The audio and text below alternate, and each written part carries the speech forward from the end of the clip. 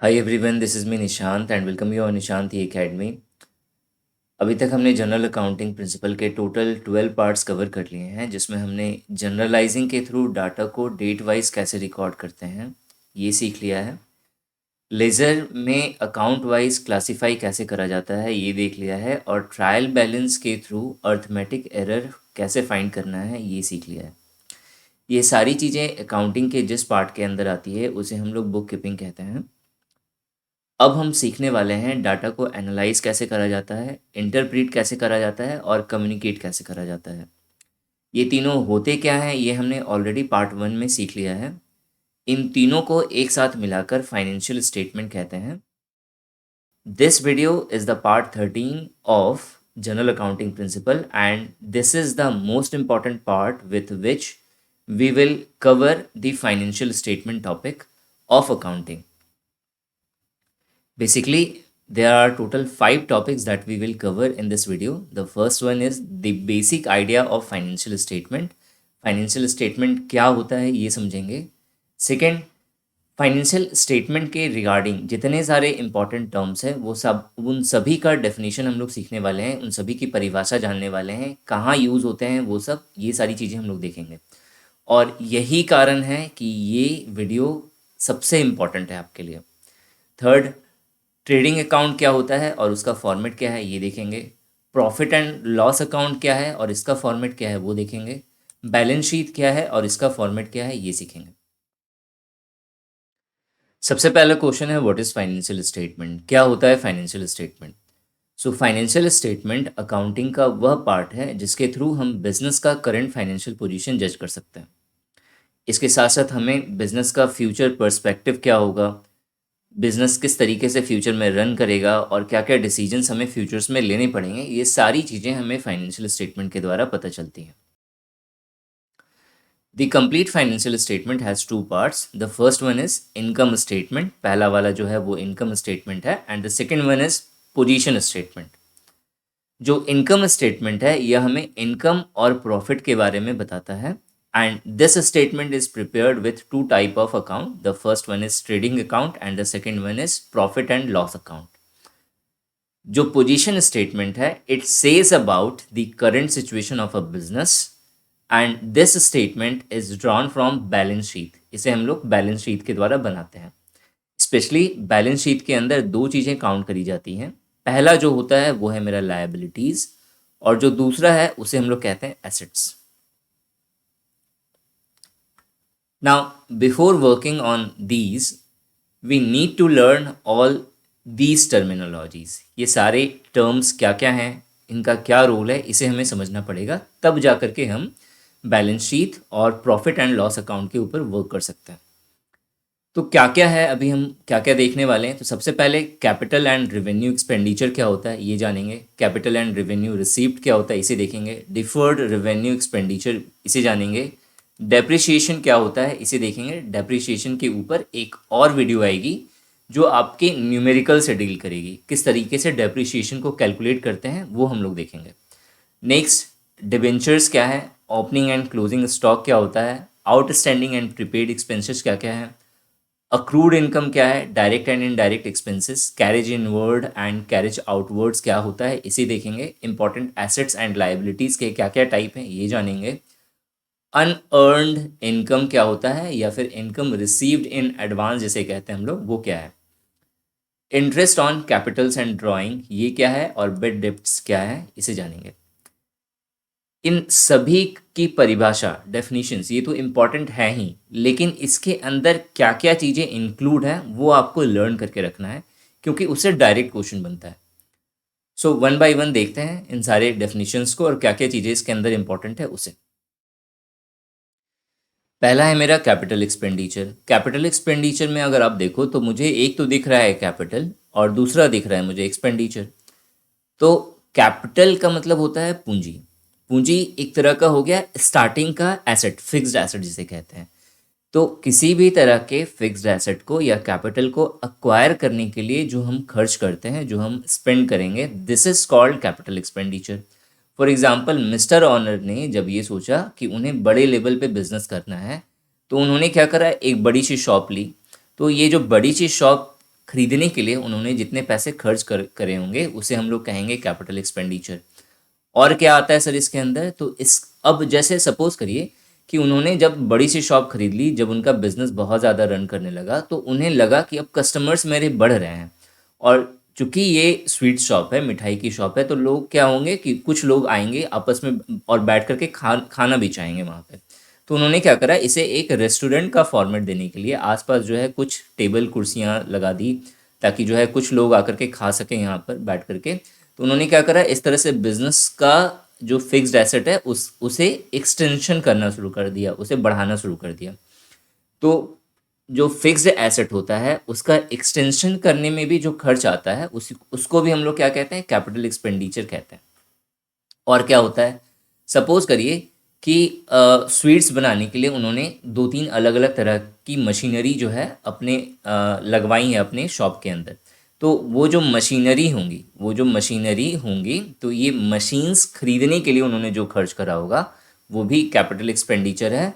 और इस मशीन को खरीदवाने के बाद इस मशीन को खरीदने के बाद उन्होंने क्या करा होगा, कुछ लोगों के द्वारा या कुछ वर्कर्स के द्वारा उस मशीन को फिट करवाया होगा कहीं पे। ठीक है, तो उसके लिए जो अलग से इंस्टॉलेशन का जो खर्च आया होगा वो भी कैपिटल एक्सपेंडिचर के ही अंदर काउंट होता है। सो क्या क्या चीज़ें हैं कैपिटल एक्सपेंडिचर के अंदर, सो expenditure on fixed asset like building plant machinery. Next है मेरा एक्सपेंडिचर और एक्सटेंशन और इम्प्रूवमेंट ऑफ फिक्स्ड एसेट। जो भी फिक्स्ड एसेट है उसका हमें क्या करना है, एक्सटेंशन करना है या इम्प्रूवमेंट करना है। तो उसके लिए जो एक्सपेंडिचर होगा वो भी हम लोग कैपिटल एक्सपेंडिचर के अंदर काउंट करेंगे। उसी तरह से है मेरा इंस्टॉलेशन ऑफ एसेट। तो एसेट का इंस्टॉलेशन करने के लिए भी जो स्पेंड हम लोग करते हैं वो भी कैपिटल एक्सपेंडिचर के ही अंदर काउंट होता है। नाउ नेक्स्ट है मेरा रेवेन्यू एक्सपेंडिचर। अब देखो यहाँ पे हमें रेवेन्यू दिख रहा है और फिर एक्सपेंडिचर दिख रहा है। रेवेन्यू का मतलब होता है सर इनकम। तो इनकम जनरेट करने के लिए जो भी हम खर्चे करते हैं उसी को हम लोग कहते हैं रेवेन्यू एक्सपेंडिचर। एग्जाम्पल से समझते हैं।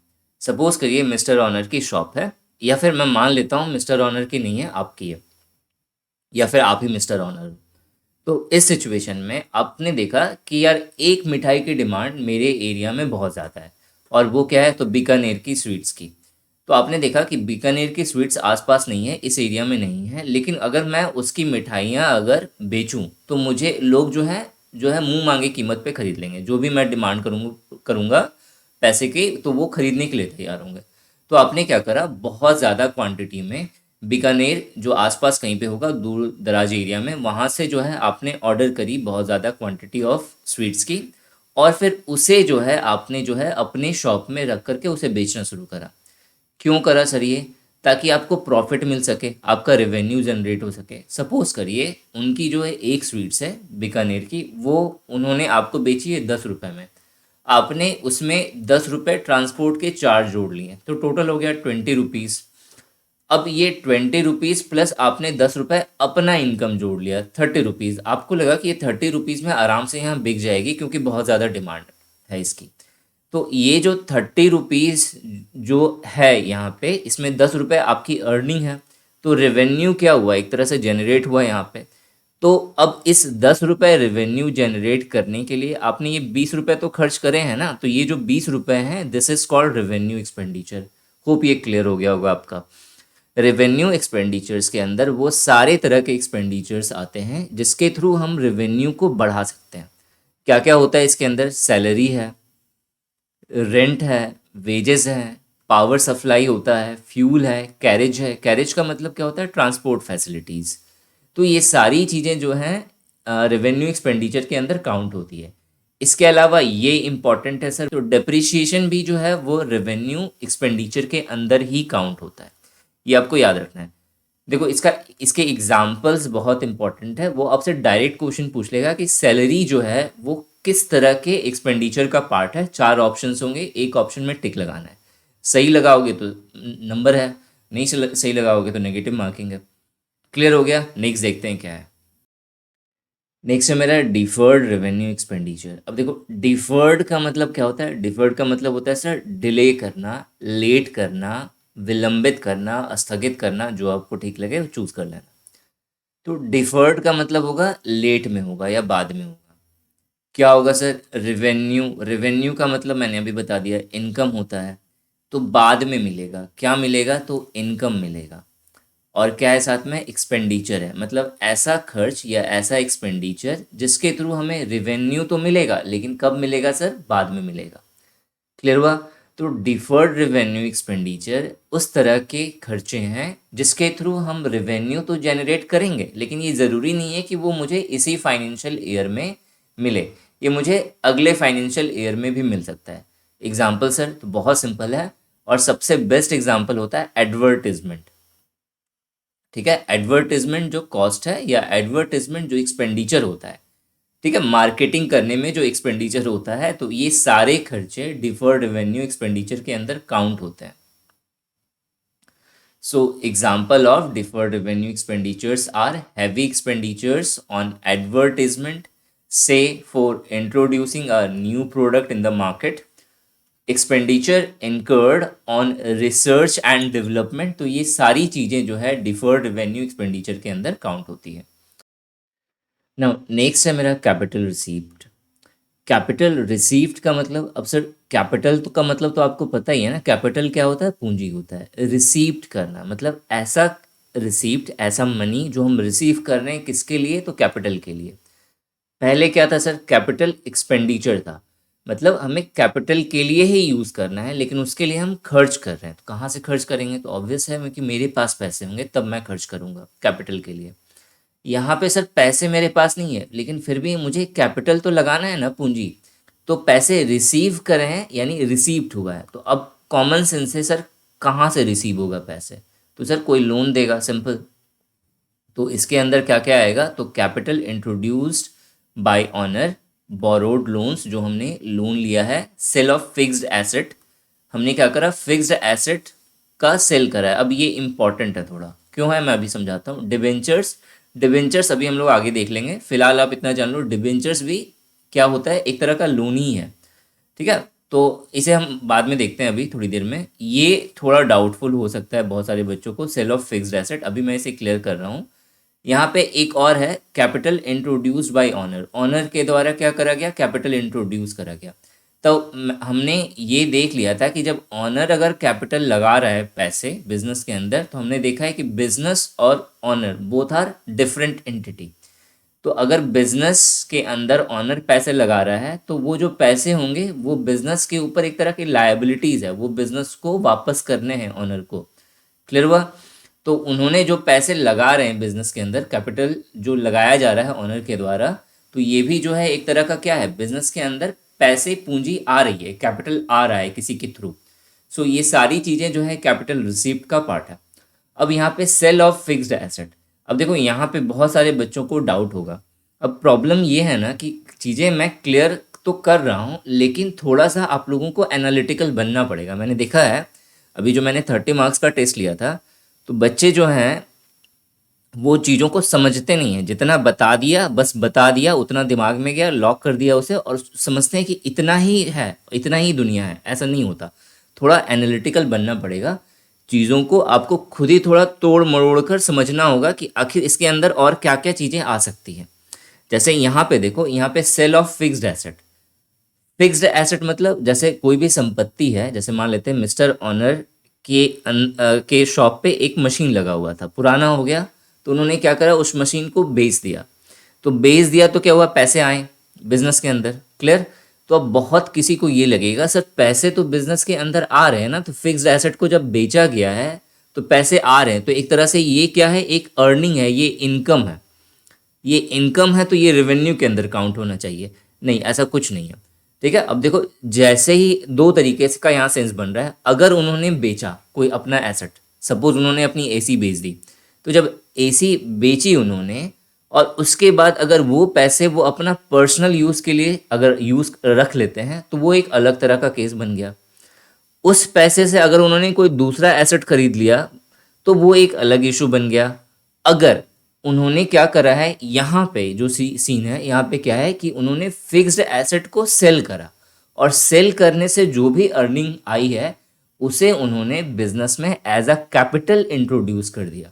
सो इसीलिए जो यहाँ पे सेल ऑफ फिक्स्ड एसेट है, वो कैपिटल रिसीप्ट का पार्ट है।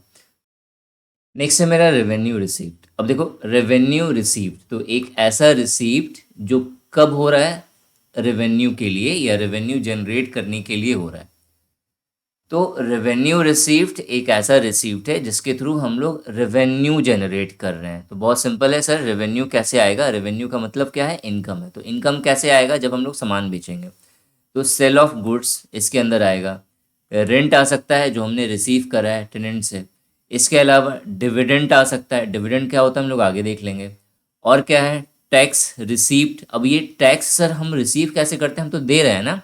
तो सर टैक्स रिसीव्ड भी करी जाती है किसके द्वारा? तो गवर्नमेंट के द्वारा। तो गवर्नमेंट के लिए जो टैक्स रिसीव्ड करना, टैक्स आना, गवर्नमेंट के पास जा रहा है ना टैक्स, तो गवर्नमेंट के लिए जो टैक्स है वो क्या है? एक रेवेन्यू का एक सोर्स है, एक इनकम का एक सोर्स है।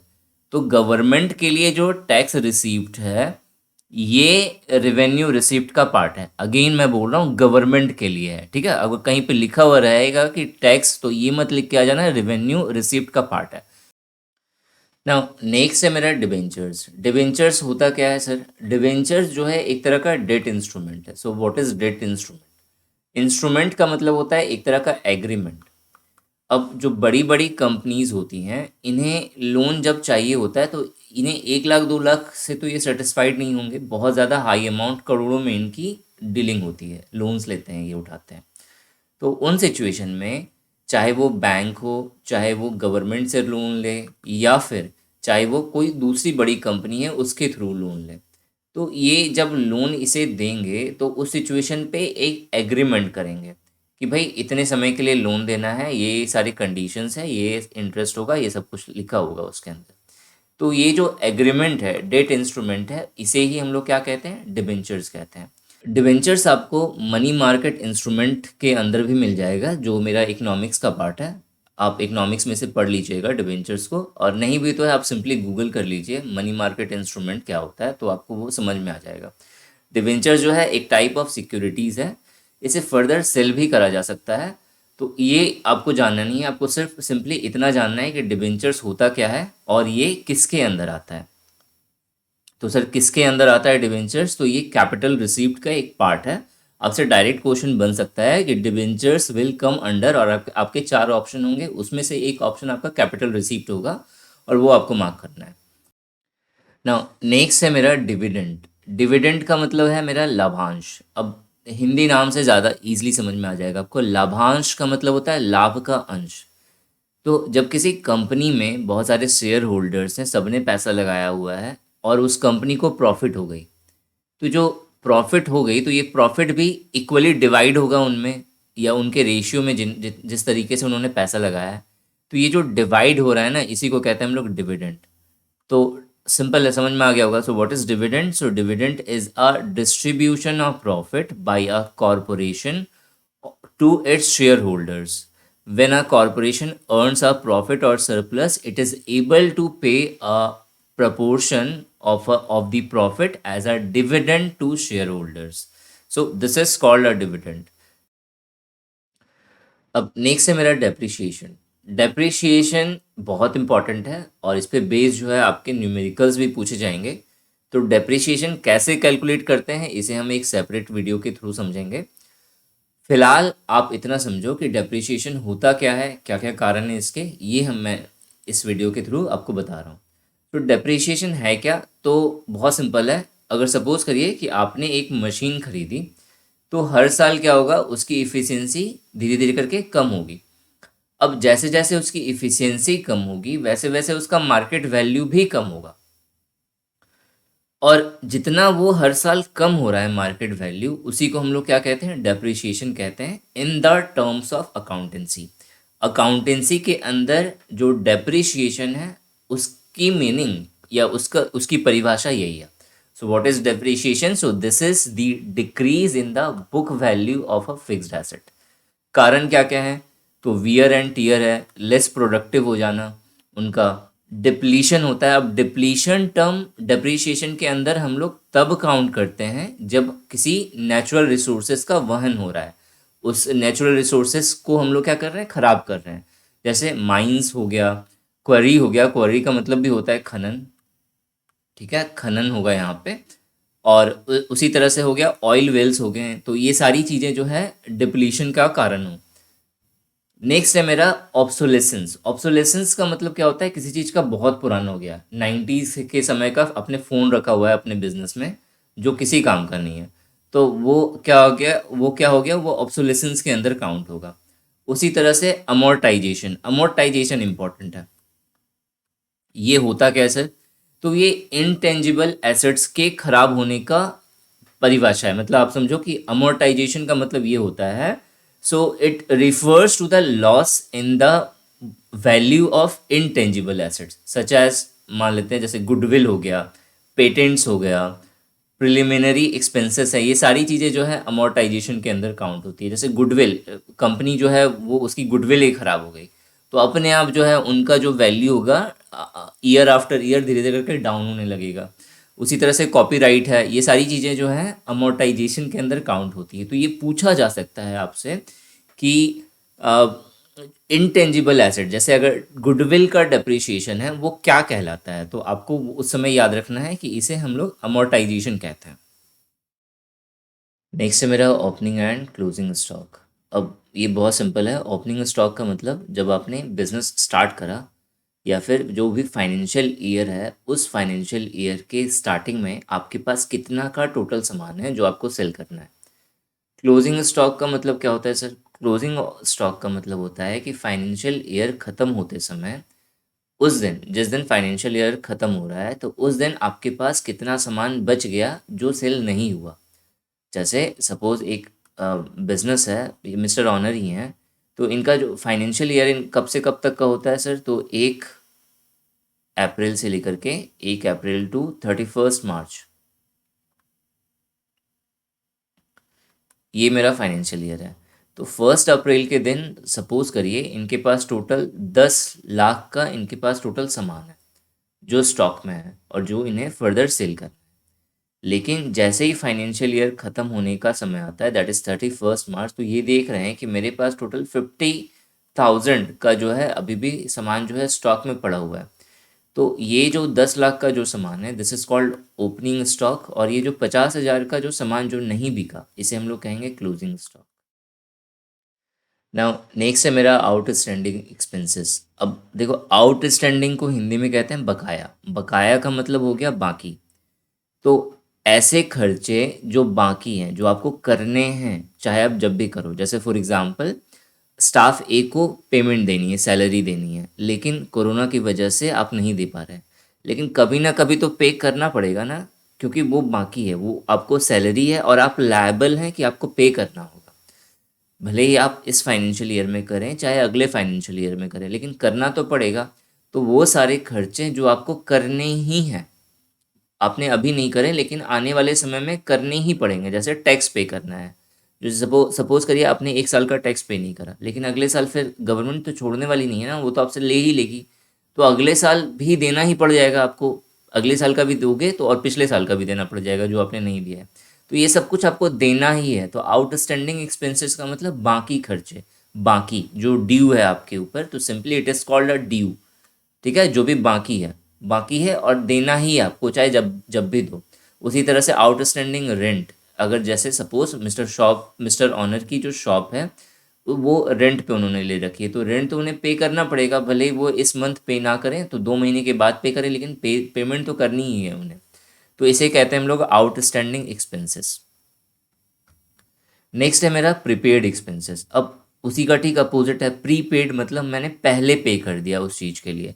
तो आप इसे ऐसे समझ सकते हो कि एडवांस एक्सपेंसेस है, आपने एडवांस में पेमेंट करा किसी चीज़ का। For example sir, for example जैसे सपोज करिए आपने रेंट एडवांस में दे दिया, होता है ना कि बहुत सारे जो है पहले रेंट लेते हैं, एडवांस में पेमेंट होती है, तो एडवांस में आपने रेंट पे कर दिया। उसी तरह से इंश्योरेंस का प्रीमियम आपने पहले भर दिया, तो ये सारी चीज़ें जो है प्रीपेड एक्सपेंसेस के ही अंदर आती हैं। तो अब यहाँ पे ये लाइन ये ध्यान रखना, ये इंपॉर्टेंट है और इससे क्वेश्चन आ रखे हैं पेपर में।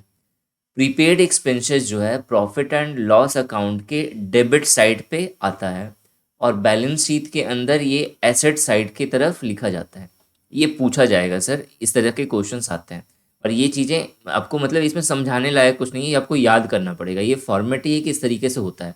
आगे जब हम लोग फॉर्मेट देखेंगे बैलेंस शीट का, तो आपको वो फॉर्मेट के अंदर जो है जो भी चीज़ें उसके अंदर लिखी गई हैं ना और किस साइड लिखी गई हैं वो आपको मेमोराइज करनी पड़ेंगी कि इस साइड ये सारी चीज़ें आती हैं, इस साइड ये सारी चीज़ें आती हैं। उठा के सीधा एक क्वेश्चन पूछ लेता है उससे कि ये बताओ कि ये किस तरफ होगा, एसेट साइड होगा या लाइबिलिटी साइड होगा। तो वो सारी चीज़ें आपको पता होनी चाहिए। नेक्स्ट देखते हैं, नेक्स्ट क्या है। नाउ नेक्स्ट है मेरा अक्रूड इनकम। अब देखो, अक्रूड इनकम क्या होता है? ऐसा इनकम जो इनकम तो हो गया है लेकिन अभी हमें मिला नहीं है, या फिर ऐसे समझो कि इस फाइनेंशियल ईयर में नहीं मिला है, बाद में मिल सकता है। कैसे सर, समझ में नहीं आया? तो बहुत सिंपल है, एक एग्जांपल के थ्रू समझोगे तो बहुत आराम से समझ में आ जाएगा। ठीक है, सपोज करिए कि ये मिस्टर ऑनर की शॉप है, या फिर मिस्टर ऑनर ही हैं यहाँ पे, और उन्होंने क्या करा था, उन्होंने अलग अलग शॉप को सामान जो है डिलीवरी करना शुरू करा था। तो यहाँ पे एक और शॉप है, this is suppose shop x. तो ये जो शॉप एक्स है वो मिस्टर ऑनर का रेगुलर कस्टमर है, हमेशा यहीं से सामान ऑर्डर करता है। तो इन्होंने क्या करा, इन्होंने बहुत ज़्यादा क्वांटिटी में, बहुत ही हाई क्वांटिटी में, सपोज करिए दिसंबर को 31 दिसंबर को शॉप एक्स ने मिस्टर ऑनर से सपोज 1 लाख की मिठाई जो है वो ऑर्डर करी।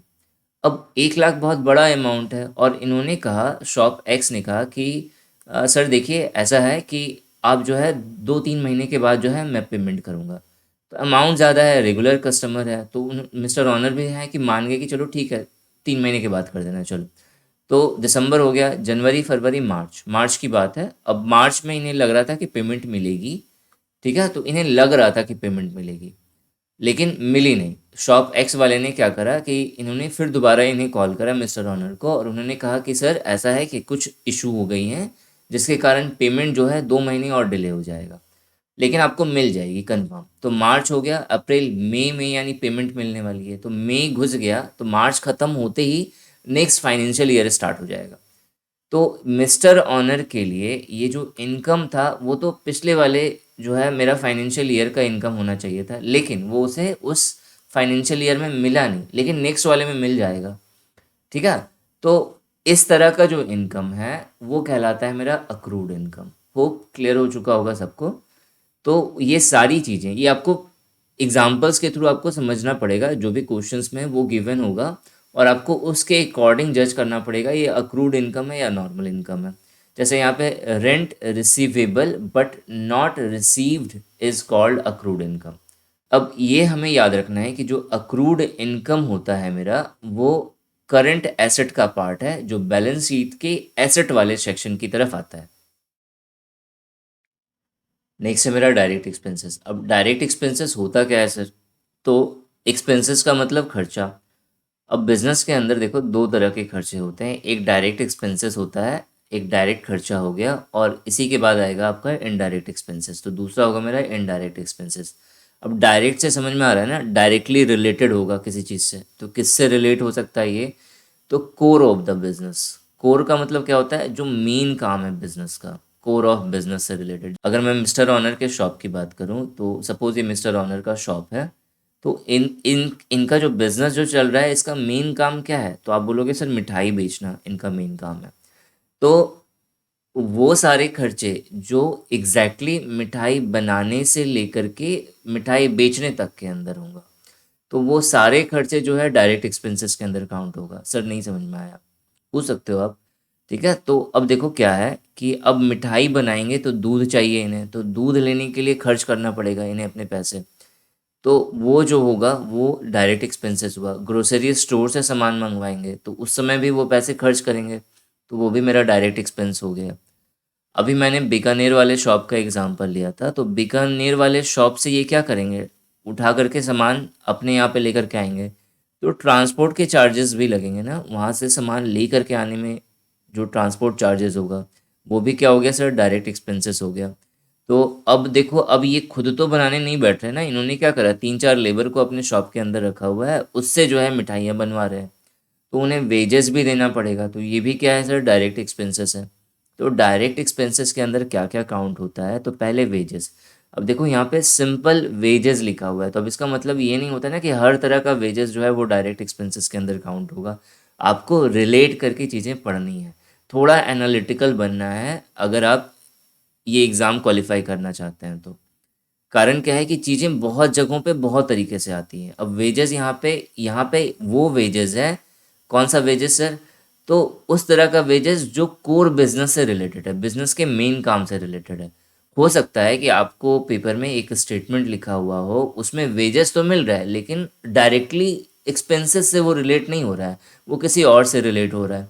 तो उस समय आपको वो समझना पड़ेगा कि नहीं नहीं सर, ये डायरेक्ट एक्सपेंसेस लग नहीं रहा है, क्योंकि ये जो कोर ऑफ द बिजनेस जो है, जो काम जो है बिजनेस का, उससे रिलेट नहीं हो पा रहा है।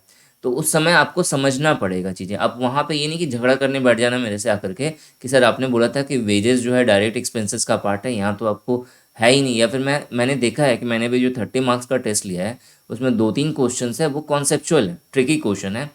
फिर भी जो है स्टूडेंट्स जो हैं वो बोल रहे हैं कि सर ये आपने बोला है लेकिन ये चीज़ तो है ही नहीं। सो एक वेजेस है, उसी तरह से फैक्ट्री का रेंट। अब सर फैक्ट्री देखो, फैक्ट्री एक होता है फैक्ट्री का रेंट, एक होता है ऑफिस का रेंट। तो ये सारी चीज़ें आपको समझनी पड़ेंगी। अब फैक्ट्री इसलिए इम्पॉर्टेंट है क्योंकि फैक्ट्री के अंदर सामान बनेगा। क्लियर हुआ? तो अब आपको समझना पड़ेगा ना कि बिजनेस किस तरीके का हो रहा है। जैसे अब अलग अलग तरह की कंपनीज हो सकती है, अलग अलग तरह का बिजनेस हो सकता है। अगर मैन्युफैक्चरिंग कंपनी है तो उसका जो मेन काम होगा ना, वो चीज़ें बनाएंगी। तो कहाँ बनाएंगी सर? तो फैक्ट्री के अंदर ही बनाएंगी। तो उनका जो फैक्ट्री का जो रेंट होगा वो डायरेक्ट एक्सपेंसेस में आएगा। लेकिन उनका जो ऑफिस का रेंट होगा वो डायरेक्ट एक्सपेंसेस में नहीं आएगा, क्योंकि ऑफिस उनका सब्सिडरी पार्ट हो गया। तो वो इनडायरेक्ट एक्सपेंसेस का पार्ट है। क्योंकि उनका काम क्या है? उनका काम है गुड्स बनाना और उसे सेल करना। तो गुड्स बनाने के लिए फैक्ट्री चाहिए। समझ रहे हो आप? उसी तरह से ऑफिस जो है वो ठीक है, वो थोड़ा स्टैंडर्ड करना अपने आप को, थोड़ा सा क्या है कि जहाँ पे हमारा ऑफिस वर्क जो है हम कर सकें, हिसाब किताब रख सकें, मेंटेन कर सकें, उन स्टाफ को वहाँ पे रख सकें जो इन सब जो भी काम हो रहा है, जो भी ट्रांजैक्शन हो रहा है, उसका डाटा रिकॉर्ड कर सकें। तो वो एक अलग चीज़ हो गया, तो वो इनडायरेक्ट एक्सपेंसेस हो गया। क्लियर? उसी तरह से यहाँ पे है कॉस्ट ऑफ रॉ मटेरियल्स। जो रॉ मटेरियल्स है बनाने के लिए क्या लग रहा है? दूध लग रहा है, फ्रूट लग रहा है मिस्टर ऑनर को। तो ये सारी चीज़ें क्या है? रॉ मटेरियल्स हैं शॉप स्वीट्स की। तो ये सब किसके अंदर काउंट होगा? तो डायरेक्ट एक्सपेंसेस के अंदर। उसी तरह से प्रीमिसेस रेंटिंग। अब ये प्रीमिसेस का मतलब समझ लो, प्रीमिसेस का मतलब होता है लैंड हो गया, किसी भी तरह का ज़मीन हो गया। अब इस पे रेंट लग रहा है। अब जरूरी नहीं कि रेंट का मतलब रेंट ही हो, यहाँ पे टैक्स भी हो सकता है। जैसे लैंड टैक्स गवर्नमेंट लेती है, उसी तरह से पानी पे टैक्स लेती है। तो किसी किसी भी तरह का टैक्स जो डायरेक्ट गुड्स से रिलेटेड है, वो सारी चीज़ें डायरेक्ट एक्सपेंसेस के अंदर आएंगी। उसी तरह से फ्यूल है, कैरेज इनवर्ड है। कैरेज इनवर्ड अभी हम लोग देख लेंगे क्या होता है, थोड़ा सा तो आइडिया लग ही गया होगा, ट्रांसपोर्ट से रिलेटेड है। नेक्स्ट है मेरा कमीशन। क्या होता है कमीशन? ये हम कंसाइनमेंट अकाउंट में अच्छे से समझेंगे। नेक्स्ट है मेरा इनडायरेक्ट एक्सपेंसेस। इनडायरेक्ट एक्सपेंसेस क्या होता है सर? तो बहुत सिंपल है, जो इनडायरेक्टली रिलेट कर रहा है बिजनेस से, या फिर जो कोर बिजनेस है या कोर वर्क है बिजनेस का, उससे डायरेक्टली रिलेट नहीं है। जैसे फॉर एग्जांपल आप जो ऑडिटिंग और अकाउंटिंग के लिए जो आप चार्जेस पे कर रहे हो, तो वो आप खुद भी कर सकते हो अगर आपके पास नॉलेज है उस तरह से। लेकिन आपका जो मिस्टर ऑनर के लिए वो मेन बिजनेस नहीं है, मेन बिजनेस है स्वीट को सेल करना। तो ये उससे डायरेक्टली रिलेटेड नहीं है। तो ये इनडायरेक्ट एक्सपेंसेस का पार्ट हो गया। उसी तरह से बिजनेस परमिट होता है, उसी तरह से ऑफिस एक्सपेंसेस है, अभी मैंने बता दिया था ऑफिस एक्सपेंसेस, देखो यहाँ दिख गया। उसी तरह से रेंट है, तो रेंट कैसा रेंट होगा सर? Office rent. बस आपको चीज़ें ये ध्यान में रखनी है कि वो डायरेक्टली रिलेट नहीं होना चाहिए। उसी तरह से सैलरी है, टेलीफोन बिल है, इलेक्ट्रिसिटी बिल है, डेप्रिसिएशन है, कैरेज आउटवर्ड है, ये सारी चीज़ें, ये इंपॉर्टेंट है। ये पूछता है कि कैरेज आउटवर्ड जो है किसके अंदर आता है, डायरेक्ट एक्सपेंसेस के अंदर आता है कि इनडायरेक्ट एक्सपेंसेस के अंदर आता है। तो ये रट्टा मार लेना। बहुत सारी चीज़ें हैं जो इससे लड़ेंगी आपके पेपर में। ठीक है? नेक्स्ट है मेरा carriage inward and carriage outward. क्या होता है sir carriage inward and carriage outward? बहुत इजी कॉन्सेप्ट है ये। अब देखो ये बिजनेस है, तो अब बिजनेस के अंदर दो काम होते हैं। एक, कहीं से आप सामान मंगवा रहे हैं, तो जब आप मंगवाएंगे वहाँ से, तो आपको क्या होगा? आपको ट्रांसपोर्ट चार्जेस देने पड़ेंगे। तो जब आप कहीं से सामान परचेज कर रहे हैं, तो परचेज करते समय एज अ परचेसर आप वर्क करिएगा। तो जो चीज़ें जब आ रही हैं तो उस समय ट्रांसपोर्ट का जो कॉस्ट आप बोरो करिएगा, या जो पे करिएगा उसे हम लोग कहते हैं कैरेज इनवर्ड। बहुत सिंपल है, इनवर्ड का मतलब अंदर आ रहा है तो आपके बिजनेस में आ रहा है चीज़ें, तो उस समय में जो भी ट्रांसपोर्ट के चार्जेस जो आप पे कर रहे हैं उसे हम लोग कहते हैं कैरेज इनवर्ड। क्लियर हो गया। कैरेज आउटवर्ड क्या होता है? बहुत सिंपल है, होम डिलीवरी आपने सुनी हुई है ना, तो बिल्कुल उसी से रिलेटेड है। तो जब आप चीज़ें सेल कर रहे हैं, बेच रहे हैं, तो उस समय आप किसका रोल प्ले करिएगा? तो सेलर का रोल प्ले करिएगा। तो उस समय चीज़ों को जो डेस्टिनेशन है वहाँ तक पहुँचाने के लिए आप जो ट्रांसपोर्टेशन चार्ज जो बियर करिएगा उसे हम लोग कहेंगे कैरेज आउटवर्ड। होप क्लियर हो गया होगा। नेक्स्ट देखते हैं क्या है। नाउ अब जो नेक्स्ट है मेरा, this is called unearned income. Unearned का मतलब होता है जो हमने अर्न नहीं करा, हमारे पास आ गया है अपने आप। ठीक है, हमने अर्न नहीं करा उसे, हमने कमाया नहीं है उसे, वो एज इट इज वो अपने आप आ गया। ठीक है, अब चीज़ें थोड़ी अजीब सी लगती होगी सुनने में, लेकिन अब समझ जाओगे अब तुरंत। सपोज करिए कि अभी हमने देखा था अक्रूड इनकम। अक्रूड इनकम क्या होता है? अक्रूड इनकम वो इनकम था जो हमें इस फाइनेंशियल ईयर में हमने सेल तो कर लिया है, लेकिन उसकी अर्निंग हमें इस फाइनेंशियल ईयर में नहीं मिलेगी, वो हमें अगले फाइनेंशियल ईयर में मिलेगी। एग्जाम्पल हमने लिया था कि सपोज ये मिस्टर ऑनर की शॉप है और ये है मेरा एक shop, this is called shop x मान लेते हैं इसे, और ये है मेरा मिस्टर ऑनर। तो इन्होंने क्या करा, इन्होंने सेल तो कर दिया। कब कब करा था? 31 दिसंबर को करा था, याद है। और फिर इन्होंने जो पेमेंट करने की बारी आई तो इन्होंने कहा कि सर मैं तो मई में आपको पेमेंट दूंगा। तो अब मिस्टर ऑनर ने क्या करा, वो तो मान तो गए, तो इन्होंने दिखा दिया कि देखो हम आप पे बहुत ज़्यादा ट्रस्ट करते हैं, तो इन्होंने भी मई में जो है पेमेंट कर दिया। लेकिन जो जो शॉप एक्स है, इन्होंने कहा कि सर देखो हम तो रेगुलर कस्टमर हैं ही आपके, और सामान तो आप ही के पास से लेना है, तो आपका जो टोटल बकाया था वो मान लेते हैं ₹1,00,000 था। तो 1,00,000 टोटल बकाया था, लेकिन हम आपको क्या कर रहे हैं, हम आपको 2,00,000 दे रहे हैं। तो वो भी सरप्राइज हो जाएंगे मिस्टर अनंत भाई, 2 लाख क्यों दे रहा है मुझे?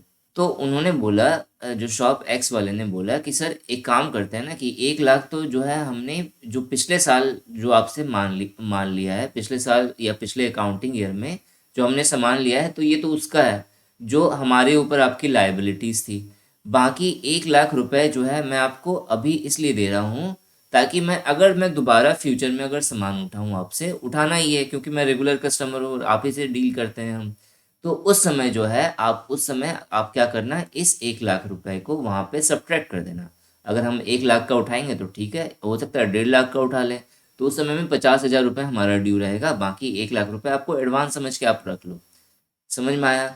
तो ये जो 1 लाख रुपए जो उन्होंने एक्स्ट्रा में पे कराया है, जिसके लिए मिस्टर ऑनर ने अभी उसे मिठाइयाँ नहीं दी, स्वीट्स नहीं दी, गुड्स नहीं दिया, तो इसे हम लोग कहते हैं अर्नड इनकम। एक ऐसा इनकम जो कि अर्नड है, ऐसा इनकम जो कि रिसीव हो चुका है एडवांस में। अब सर ये बहुत इंपॉर्टेंट लाइन है, ये आपको पता होना चाहिए कि जो अर्नड इनकम होता है वो बैलेंस शीट के लायबिलिटी साइड में काउंट होता है। क्यों सर? कि उन्होंने आपको जब 1 लाख रुपए दिए तो ये आप पर डिपेंड करता है ना कि या तो आप वो 1 लाख रुपए लेकर के चुप हो जाओ, या फिर उसे अपनी लायबिलिटी समझो कि नहीं, जब पैसे मुझे मिल गए हैं तो मुझे कभी ना कभी उसे गुड्स देने हैं और ये मेरी एक लायबिलिटीज़ है। नाउ नेक्स्ट है मेरा इंटरेस्ट ऑन कैपिटल। कैपिटल के ऊपर इंटरेस्ट। अब हमने बिजनेस एंटिटी एजम्पशन में हमने ये पढ़ लिया है कि बिजनेस और उसका ऑनर ये दोनों अलग अलग सेपरेट एंटिटीज़ हैं। तो इसका मतलब ये है कि अगर ऑनर ने बिजनेस के अंदर कैपिटल लगाया है, पूंजी लगाया है, तो ये बिजनेस के ऊपर क्या है, एक तरह की लायबिलिटीज़ है, और बिजनेस को कभी ना कभी ये कैपिटल वापस मिस्टर जो ऑनर होंगे, उसके जो ऑनर होंगे, उन्हें वापस करना है। जो पार्टनरशिप अकाउंट के अंदर का ये पोर्शन है जो मैं बता रहा हूँ, ये आपको ई बुक के अंदर मिल जाएगा, partnership account. So interest on capital का मतलब ये होता है कि अगर कैपिटल अगर कोई लगा रहा है बिजनेस में, बहुत सारे पार्टनर्स हैं बिजनेस के, बहुत सारे हैं, और सबने पैसे लगाए हुए हैं बिजनेस में, तो बिजनेस की ये लायबिलिटी है कि जब तक वो कैपिटल उनका वापस ना कर दें, क्योंकि हो सकता है कि बहुत ज़्यादा बड़ा कंपनी हो तो बहुत ज़्यादा अमाउंट में पैसे लगे हुए हों, तो एक फाइनेंशियल ईयर में पॉसिबल नहीं है ना कि वो सारा कैपिटल उसे वापस कर दे, क्योंकि अगर वापस कर दे तो बिजनेस के पास कुछ बचेगा ही नहीं। तो बिजनेस क्या करेगा, उन सब लोगों को कुछ ना कुछ इंटरेस्ट पे करेगा हर साल। तो ये जो इंटरेस्ट होगा, this is called interest on capital. अब जो बोल रहा हूँ वो इम्पोर्टेंट बहुत ज़्यादा है। ये जो इंटरेस्ट ऑन कैपिटल होता है, ये प्रॉफिट एंड लॉस अकाउंट के डेबिट साइड में आता है, ये याद रखना है आपको। इसके अलावा और सर क्या, इसके अलावा एक चीज़ें मैंने लिखी नहीं है यहाँ पे, वो आप लिख लेना बेटर होगा, कि बैलेंस शीट जब हम लोग जब बनाते हैं तो उस सिचुएशन में जहाँ पे कैपिटल होगा, कैपिटल कहाँ पे लिखा हो रहेगा सर, लाइबिलिटी साइड में लिखा होगा, क्योंकि लाइबिलिटीज है बिजनेस के ऊपर कैपिटल। तो उस सिचुएशन में कैपिटल के साथ इस इंटरेस्ट ऑन कैपिटल को ऐड करते हैं। क्लियर हो गया? तो ये चीज, और ये बैलेंस शीट के अंदर जो कैपिटल होगा उसके अंदर इसे ऐड करा जाएगा। लिखा किधर जाएगा इसे, तो लायबिलिटीज के साइड लिखा जाएगा बैलेंस शीट में। और प्रॉफिट एंड लॉस अकाउंट में ये किधर आएगा, तो डेबिट साइड के अंदर आएगा। ये दो चीज़ें आपको लर्न करनी है। नेक्स्ट है मेरा इंटरेस्ट ऑन ड्राइंग। अब देखो, जिस तरह से इंटरेस्ट ऑन कैपिटल था उसी तरह से इंटरेस्ट ऑन ड्राइंग है। लेकिन ड्राइंग का मतलब मैंने बता दिया था, पर्सनल यूज़ करने के लिए पैसे जब बिजनेस से कोई निकाल लेता है, जैसे मिस्टर ऑनर ने कुछ पैसे निकाल लिए, तो ये उसकी क्या हो गई, ये ड्राइंग्स हो गई। ये उनकी जो ऑनर है उनके ऊपर लाइबिलिटीज़ हो गई। तो मान लेते हैं जैसे बहुत ज़्यादा अमाउंट में किसी ने पैसे निकाल लिए अपने बिजनेस से, तो बिजनेस को नुकसान हो सकता है ना उससे। तो बिजनेस क्या करेगा, जब तक पैसे उनसे वापस नहीं मिल जाते हैं, बहुत सारे ऑनर्स हैं, अगेन ये पार्टनरशिप का पार्ट है, पार्टनरशिप अकाउंट का पार्ट है। तो किसी ऑनर ने बहुत सारे पैसे बिजनेस से निकाल लिए अपने पर्सनल काम के लिए, उन्हें ज़रूरत थी। तो उस सिचुएशन में बिजनेस क्या करेगा, इसके ऊपर जब तक ये पैसे दे नहीं देते तब तक जो है वो इसके ऊपर समथिंग इंटरेस्ट लेगा। और ये जो इंटरेस्ट लेगा उसी को हम लोग कहते हैं ड्राइंग ऑन इंटरेस्ट। किधर काउंट होगा, तो प्रॉफिट एंड लॉस अकाउंट के ये क्रेडिट साइड की तरफ लिखा जाता है, ये आपको याद रखना है। और इसके अलावा बैलेंस शीट के लायबिलिटी साइड में इसे लिखा जाता है। कैसे लिखा जाता है सर, तो एक कैपिटल का पोर्शन होगा, हम लोग जब फॉर्मेट देखेंगे बैलेंस शीट का तो आपको समझ में आ जाएगा। तो कैपिटल लिखा, ऐड करना था तो क्या ऐड होगा कैपिटल में, तो इंटरेस्ट ऑन कैपिटल ये ऐड हो जाएगा। और उसी तरह से एक होगा सब्ट्रैक्ट करने वाला पोर्शन, क्या हमें माइनस करना है। तो जो ड्राइंग है, जितने पैसे निकाले गए हैं बिजनेस से वो, प्लस उसका जो इंटरेस्ट बन रहा है जितने साल तक उसने निकाले हैं वो, ये दोनों चीज़ें क्या हो जाएंगी, सब्ट्रैक्ट हो जाएंगी कैपिटल से। उसके बाद फिर वो लाइबिलिटी साइड में काउंट होगा। क्लियर हो गया? नेक्स्ट है मेरा current asset and current liabilities. Current asset क्या होता है, तो वो सारे एसेट्स जो आपके एक फाइनेंशियल ईयर के अंदर या तो वो कैश के फॉर्म में अवेलेबल है या फिर उसे तुरंत कैश के फॉर्म में अवेलेबल करा जा सकता है। कब करा जा सकता है सर, तो उसी फाइनेंशियल ईयर में, जिस फाइनेंशियल ईयर में आपका बिजनेस रन कर रहा है। क्या क्या इसके अंदर आता है, तो स्टॉक है, डिबेटर्स है, बिल रिसीवेबल है, ये सारी चीज़ें बता रखी हैं मैंने। तो एग्जांपल्स मैं डिटेल्स में नहीं समझाऊंगा आपको, क्योंकि ये सारी चीज़ें कवर करवा रखी हैं। इसी तरीके का होता है मेरा करंट लायबिलिटीज़। करंट लायबिलिटीज़ क्या होता है, तो वो सारी लायबिलिटीज़ जिसे हमें जिस फाइनेंशियल ईयर में हम वर्क कर रहे हैं उसी फाइनेंशियल ईयर में हमें देना है, पे करना है, उसी को हम लोग कहते हैं करंट लायबिलिटीज़। क्या क्या आता है करंट लायबिलिटीज़ के अंदर, तो क्रेडिटर्स है, आउटस्टैंडिंग सैलरीज है, आउटस्टैंडिंग रेंट है, और क्या है, बिल पेबल है, बैंक ओवरड्राफ्ट है। तो ये सारी चीज़ें करंट लायबिलिटीज़ के अंदर काउंट होती हैं। नेक्स्ट है मेरा बेड डेट। बेड डेट क्या होता है सर, बेड डेट है कि when goods are sold to the customer on credit and if the amount becomes irrecoverable due to his insolvency और for some other reason the amount not recovered is called bad debts. बहुत simple language में इसने कहा है sir कि ऐसा amount जो recover नहीं हो सकता, ऐसा क्रेडिट, जैसे उधार पर किसी ने किसी को सामान दिया, ठीक है, मिस्टर ऑनर है, मिस्टर ऑनर ने क्या करा, किसी कस्टमर को उधार पर सामान दिया, लेकिन इसने क्या करा, इसने वो सामान लिया और फिर कहा कि मैं सर आपको 2 दिन के बाद पैसे चुका जाऊंगा, लेकिन 2 दिन के बाद ये आया ही नहीं। तो ये जो है मिस्टर ऑनर के लिए क्या हो गया, बेड डेट्स की तरह है। क्लियर? नेक्स्ट देखते हैं क्या है। नाउ नेक्स्ट है मेरा ट्रेडिंग अकाउंट। ट्रेडिंग अकाउंट क्या होता है, ऐसा अकाउंट, सबसे पहले ये जो ट्रेडिंग अकाउंट है ये trading and profit and loss account का पार्ट है। आपको ये समझना है। ट्रेडिंग अकाउंट का काम क्या होता है? तो ये एक ऐसा अकाउंट है जिसके थ्रू हम लोग ग्रॉस प्रॉफिट या ग्रॉस लॉस बिजनेस के अंदर जो हो रहा है उसे काउंट करते हैं। सो पर्पस क्या है ट्रेडिंग अकाउंट का? To calculate the gross profit और ग्रॉस लॉस। अब आते हैं इसका फॉर्मेट पे, और ये फॉर्मेट बहुत इंपॉर्टेंट है। अब थोड़ा लॉजिक समझना है। अब देखो, बहुत सारे ऐसे हैं इंस्टीट्यूशन जो इस पे बेस्ड क्वेश्चंस करवा रहे हैं। तो पहले दिमाग में यही चीज़ डाल लो कि आपसे ये नहीं पूछेगा कि ट्रेडिंग अकाउंट अब बना करके दिखाओ, क्योंकि ऑब्जेक्टिव क्वेश्चंस आने वाले हैं पेपर में। तो सर ये इम्पॉर्टेंट क्या है इसके अंदर? तो इसके अंदर इम्पॉर्टेंट ये है कि आपसे ये पूछ सकता है वो कि ट्रेडिंग अकाउंट के अंदर जो ओपनिंग स्टॉक होता है वो किस साइड आता है? डेबिट साइड आता है या क्रेडिट साइड आता है, या फिर बोथ इसका आंसर है, या नन ऑफ दीज आंसर है? तो उसमें आपको एक मार्क करना है। तो इस तरीके से क्वेश्चंस बनेंगे। तो अब ये सर डेबिट साइड में ही क्यों आएगा, क्रेडिट साइड में क्यों नहीं आएगा? तो ये आप खुद भी आप पता कर सकते हैं। बहुत इजी है कॉन्सेप्ट। बेटर होगा कि आप खुद से सोचो तो ज़्यादा इजी है, बहुत इजी है, आप खुद से सोच सकते हैं इसे। फिलहाल अभी देखते हैं ट्रेडिंग अकाउंट का फॉर्मेट क्या है। तो ट्रेडिंग अकाउंट के अंदर सबसे पहले हम लोग ऊपर की तरफ हेडिंग लिखते हैं, ट्रेडिंग अकाउंट ऑफ दिस।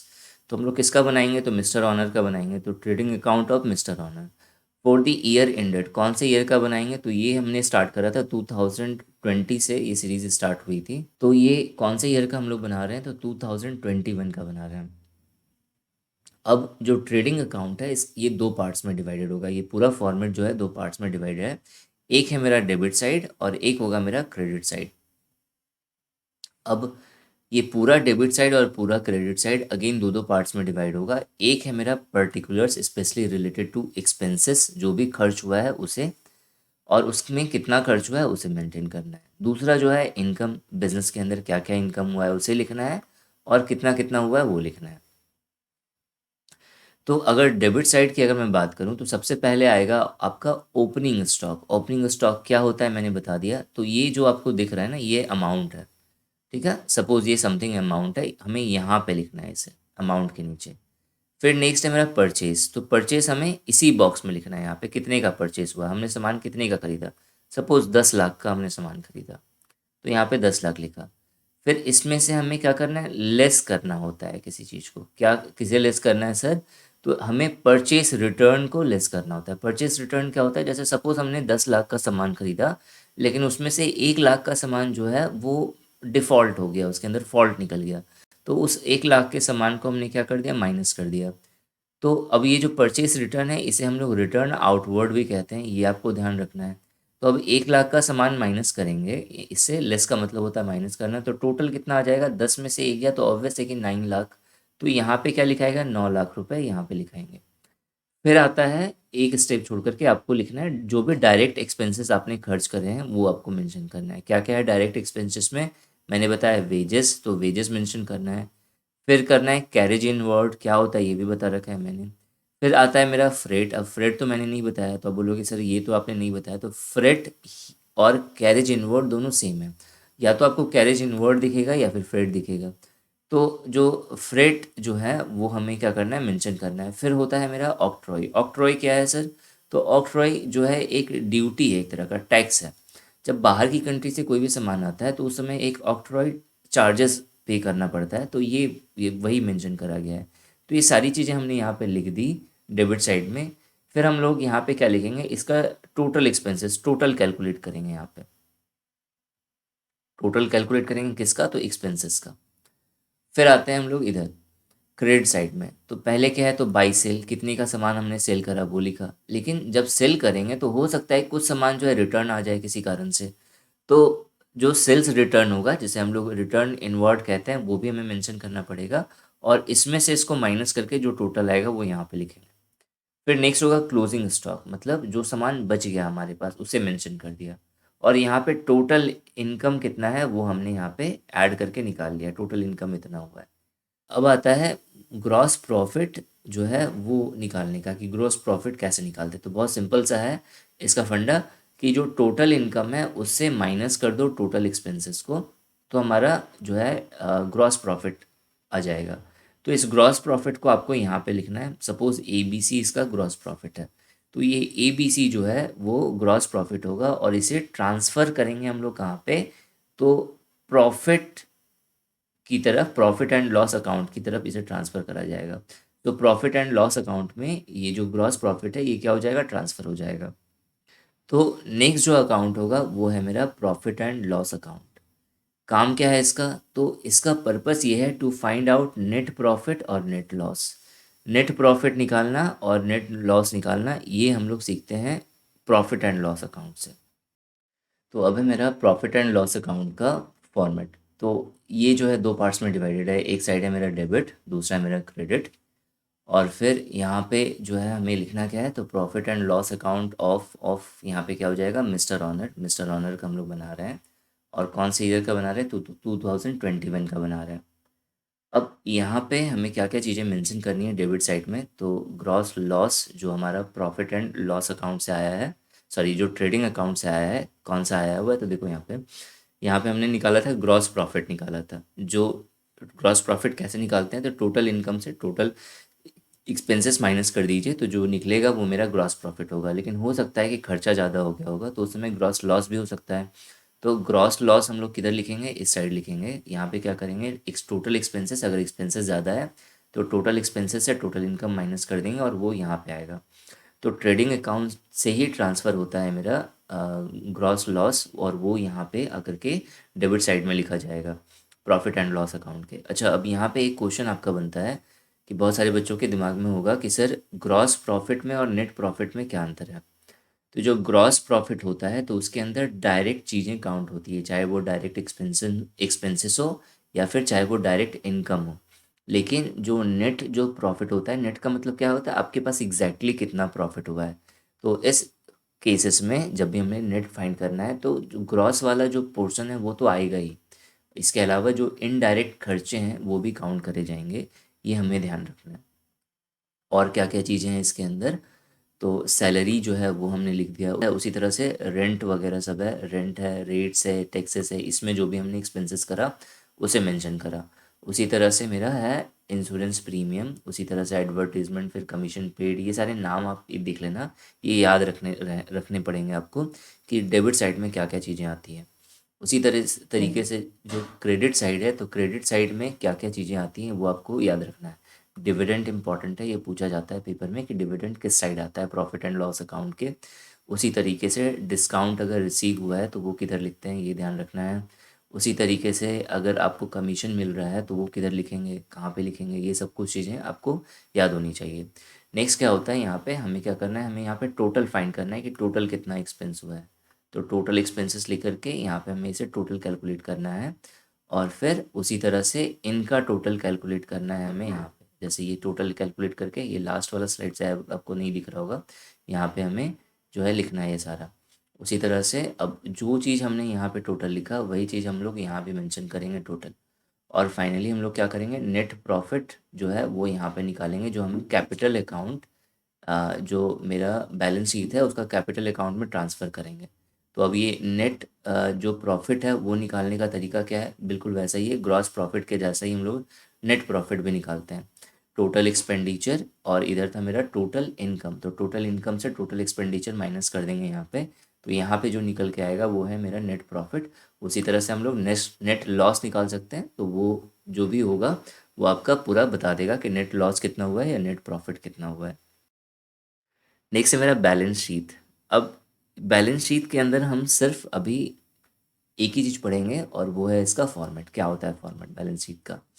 तो फॉर्मेट में आपको दो चीज़ें मिलेंगी, एक होगा लायबिलिटी साइड और दूसरा होगा मेरा एसेट साइड। मतलब जो पूरा इसका जो फॉर्मेट है वो दो पार्ट्स में डिवाइडेड है कि एक होगा लायबिलिटीज़ का पोर्शन और दूसरा जो होगा पोर्शन वो होगा मेरा एसेट का पोर्शन। स्टार्टिंग में ऊपर लिखेंगे बैलेंस शीट ऑफ दिस, जिसका हमें बनाना है और कौन से डेट का बनाना है, कौन से ईयर का बनाना है, वो यहाँ पे मेंशन होगा।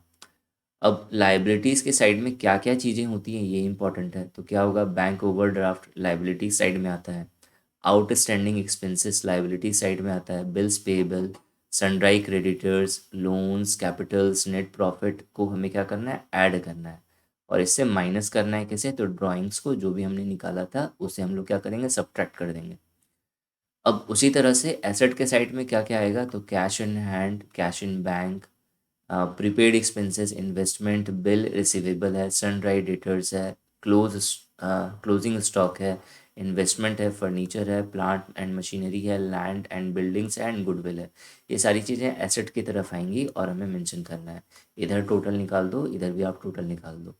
तो टोटल एसेट आपका पता चल गया, टोटल लाइबिलिटीज़ आपका पता चल गया। अब उसको हम अगर हम लोग टोटल एसेट का जो लिक्विड फॉर्म है, अच्छा एक चीज़ मैं भूल गया बताना आपको कि बैलेंस शीट का जो है दो फॉर्मेट है। ये जो फॉर्मेट है इसको कहते हैं हम लोग लिक्विडिटी फॉर्मेट। लिक्विडिटी फॉर्मेट क्या होता है सर? लिक्विडिटी फॉर्मेट वो होता है जिसके थ्रू हम लोग सारा एसेट और सारा लाइबिलिटीज़ को इन कैश काउंट करते हैं कि मनी में उसकी क्या वैल्यूज़ है, और फिर उसके बाद हम सब्ट्रैक्ट करके देखते हैं कि एक्चुअल जो बिज़नेस है उसके अंदर कितने का टोटल एसेट है, कितने रुपीज़ का टोटल एसेट है। अब इसी तरीके से बैलेंस शीट का एक दूसरा फॉर्मेट भी है और वो ये है परमानेंसी ऑर्डर या परमानेंसी फॉर्मेट। तो इसके थ्रू जो है हम लोग ये कैलकुलेट करते हैं कि जो मेन जो परमानेंट है बिजनेस के अंदर एसेट, उसे पहले लिखो और उसे जो है हमें कभी भी काउंट नहीं करना है। सर समझ में नहीं आया? तो बहुत सिंपल है, आप बस इतना जान लो कि जो परमानेंसी ऑर्डर है बैलेंस शीट का, वो हमें ये कहता है कि जो परमानेंट एसेट है वो हमेशा उसे पहले मेंशन करना है और उसे ज़्यादा इम्पोर्टेंस देना है। अब अगेन दो पार्ट्स में डिवाइडेड होगा ये, एक लाइबिलिटीज़ और दूसरा एसेट। जो लाइबिलिटीज़ वाला पोर्शन होगा उसके अंदर कैपिटल है, कैपिटल के अंदर ही हमें ऐड करना है नेट प्रॉफिट को और लेस करना है ड्राइंग्स को, और इन सब को काउंट करके फाइनली यहाँ पे मेंशन करना है। और फिर लाइबिलिटीज़ में क्या क्या होगा, लोन है, सनड्राई क्रेडिटर्स है, बिल्स पेबल है, आउटस्टैंडिंग एक्सपेंसेस है, बैंक ओवरड्राफ्ट है। ये सारी चीज़ें मैंने समझा रखी है वीडियोस में, तो आप देख लीजिएगा इसे। तो इन सबको हमने कैलकुलेट करके यहाँ पे टोटल निकाल दिया। उसी तरह से एसेट के अंदर क्या क्या है, तो गुडविल है, लैंड एंड बिल्डिंग्स है, प्लांट एंड मशीन है, फर्नीचर, इन्वेस्टमेंट, और भी सारी चीज़ें हैं, सनड्राई डेटर्स है। ये बहुत इंपॉर्टेंट है, पूछा जाता है आपसे, डायरेक्ट बनता है कि बैलेंस शीट के किस पोर्शन में आपको दिखेगा ये। उसी तरीके से क्लोजिंग स्टॉक है, फिर शॉर्ट टर्म इन्वेस्टमेंट है, ये भी इंपॉर्टेंट है, प्रीपेड एक्सपेंसेस है, आ रखा है पेपर में, ठीक है, कैश इन हैंड है, कैश इन बैंक है। ये सारी चीज़ें आपका एसेट साइड की तरफ आती हैं। अब देखो, आपके जनरल अकाउंटिंग प्रिंसिपल के सिलेबस में जो जो चीज़ें बच गई है उसे अब हम किस तरीके से हैंडल करेंगे, क्योंकि सिलेबस बहुत वास्ट है और बहुत ही जो भी आपको पढ़ना है ईपीएफओ के रिगार्डिंग वो आपके 11th के सिलेबस के अकॉर्डिंग है, 12th के सिलेबस के अकॉर्डिंग है, और कुछ चीज़ें ग्रेजुएशन के भी अकॉर्डिंग है। तो प्रैक्टिकली आप समझो इस चीज़ को, ये पॉसिबल नहीं है कि इसे 10 से 15 दिन के अंदर ख़त्म करा जा सके। तो चीज़ें इस तरीके से डिज़ाइन हुई हैं कि आपने अभी तक जितना पढ़ लिया है तो उससे आपका फॉर्मेट बन गया है, उससे आपका बेस बन गया है, आपको चीज़ें क्लियर हो गई हैं कि हाँ इस तरीके की चीज़ें होती हैं अकाउंट्स के अंदर और इस तरीके से हमें चलना है। जो भी रिमेनिंग पार्ट्स हैं वीडियोस के, जो आपको वीडियो के फॉर्म में तो दिखेंगे ही साथ आपको ई बुक के अंदर भी मिलेंगे। वो क्या है, तो methods of calculating depreciation, depreciation कैसे कैलकुलेट करते हैं और ये इम्पॉर्टेंट है। तो ये मैं वीडियो के फॉर्म में आपको कवर करवाऊंगा, अभी एग्जैक्टली इसकी नहीं मिलेंगी, सोशल सिक्योरिटी ऑफ इंडिया के बाद मिलेगा ये, लेकिन मिल जाएगा आपको, ठीक है। उसी तरीके से बिल ऑफ एक्सचेंज, ये टॉपिक आपको जो वीडियो का नेक्स्ट पार्ट में आपको मिलेगा, और तीसरा होगा फाइनेंशियल रेशियो। तो ये तीन चीज़ें हैं, यानी तीन पार्ट्स और होंगी इसकी। पार्ट 13 के बाद पार्ट 14 होगा ये, देन पार्ट 15 होगा ये, और फिर ये पार्ट 16 होगा। तो ये टोटल 16 पार्ट्स मिलेंगे वीडियोस के, जिसके थ्रू जो है आपकी सारी चीज़ें जो आपके काम की हैं वो कवर हो जाएंगी। इसके अलावा जो ई बुक जो आप परचेज़ कर रहे हैं उसके अंदर आपको ये सारे पार्ट्स भी आपके इंक्लूडेड होंगे, मतलब ये तो रहेंगे ही। इसके अलावा नॉट फॉर प्रॉफिट ऑर्गेनाइजेशन, ये टॉपिक आपको मिल जाएगा। इसकी वीडियोस नहीं आएगी, क्यों? क्योंकि समझाने लायक कुछ नहीं है इसमें। जो भी चीज़ें हैं उसे थोड़ा सा एक लेवल अप करके थोड़ा डिफरेंट तरीके से पढ़ना है। नॉट फॉर प्रॉफिट ऑर्गेनाइजेशन का मतलब होता है ऐसा बिजनेस जो बिना प्रॉफिट के काम कर रहा है, जैसे एनजीओ वगैरह सब। तो इस संस्था का हम लोग कैसे बैलेंस शीट बनाते हैं वो चेक करना है, वो देखना है उसके अंदर किस किस तरह से चीज़ें आती हैं, कौन कौन से टर्म्स यूज़ करे जाते हैं। तो थ्योरी पार्ट है इसका। इसी से रिलेट है डोनेशन, क्योंकि डोनेशन इसी के अंदर मिलता है। तो ये भी हम लोग इसी के अंदर देखेंगे, ई बुक के ही अंदर कवर हो जाएगा। तो कुछ टर्म्स हैं जो आपको लर्न करने हैं, याद करने हैं और बहुत सिंपल से हैं, तो वो मैं ई बुक में डाल दूंगा। इसके अलावा कंसाइनमेंट अकाउंट है, ये पढ़ना है। इसके अलावा ब्रांच अकाउंट है। इसके अलावा पार्टनरशिप अकाउंट है। और फिर कंपनी एक्ट 2013 है। तो ये सारे टॉपिक्स आपको ई बुक के अंदर कवर मिलेंगे। किसी भी तरह का अगर कोई डाउट्स हो इसके अंदर तो आप फिर आपके पास सारी चीज़ें हैं, अवेलेबल हैं। ग्रुप है, आप ग्रुप में पूछ सकते हैं इसके रिगार्डिंग कोई भी क्वेश्चंस। वैसे होंगी नहीं क्योंकि सारी इजी हैं और आपका बेस बिल्डअप हो चुका है अभी तक। आशा है ये सारा टॉपिक आपका अच्छे से कवर हो गया होगा। Thanks for watching and wish you good luck for your paper.